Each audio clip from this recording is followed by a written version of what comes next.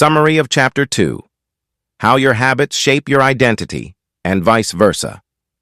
In this chapter, James Clear delves deeply into the connection between our habits and our identity.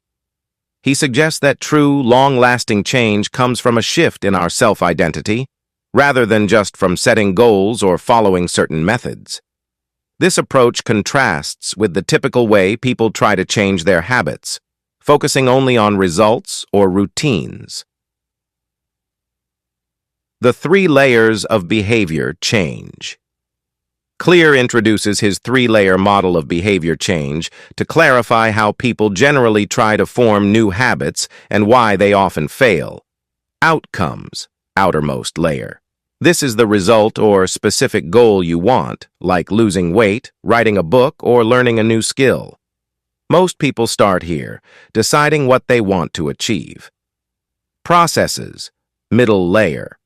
This layer involves the specific actions or systems you create to achieve the outcome, such as going to the gym, setting a writing schedule, or taking a class. Identity, innermost layer. This is the core of who you are, encompassing your beliefs, self-image, and worldview. Identity is where deep, meaningful change originates because it defines what you believe about yourself and, in turn, shapes your behavior. Clear argues that focusing on identity, the innermost layer, is the most powerful way to change behavior. Instead of thinking in terms of what you want to achieve, it's more effective to consider the type of person you want to be.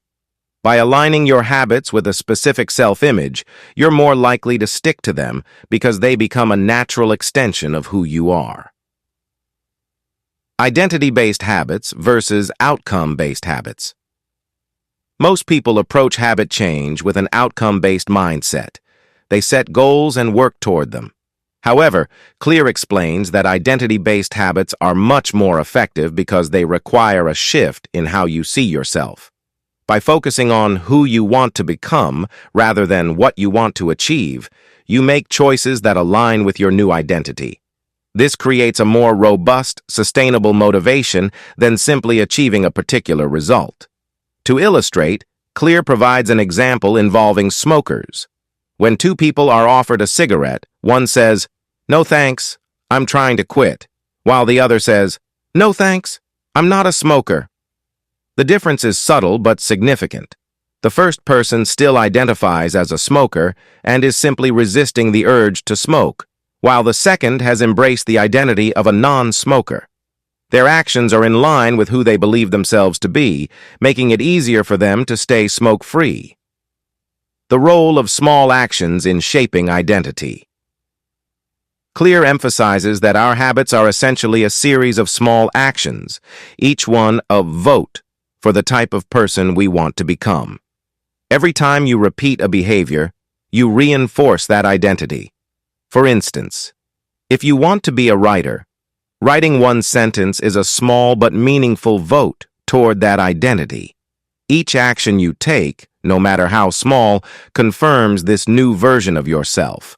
This perspective helps to remove the pressure of achieving perfection in habit formation.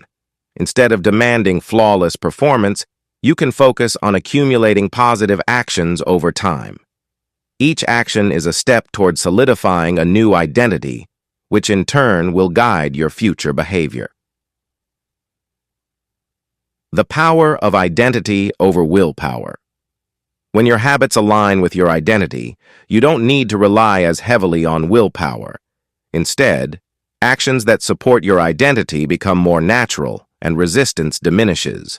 For example, if you see yourself as a healthy person, going to the gym or choosing nutritious foods aligns with that identity and feels almost effortless. When habits stem from a clear identity, they become part of your routine because they are an expression of who you are, rather than something you're forcing yourself to do. How to cultivate identity-based habits. Clear offers practical steps to start adopting identity-based habits. Decide the type of person you want to become. Think beyond just the specific goal. For example, instead of aiming to read 20 books, aim to become a reader. Ask yourself, Who is the type of person who could achieve this goal? Take small actions that reinforce your chosen identity. For instance, if you want to be a fit person, start with small activities like a 5-minute walk or choosing water over soda. Each small action is a step toward internalizing this new identity. Reframe setbacks. Clear acknowledges that setbacks will happen, but by focusing on identity, you can view failures as temporary.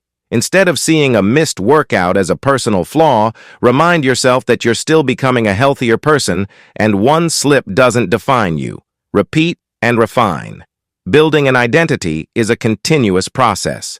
Every action, no matter how minor, is part of your journey toward your new self.